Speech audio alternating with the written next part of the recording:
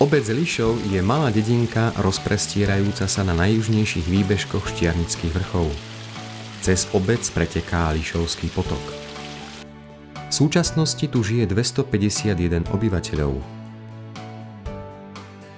Obec sa spomína v rokoch 1235 až 1270 ako zemiansky majetok. V strede obce pozdĺž miestneho potoka sa ťahá upravený park s pomníkom sovietskych hrdinov, ktorí padli pri oslobodzovaní obce. Je to údajne prvý pomník postavený v Československu po vojne. Dominantou obce je evanjelický kostol, ktorý bol postavený v roku 1590, neskôr viackrát upravovaný. Za miestnu pamätihodnosť boli vyhlásené aj kamenné obydlia.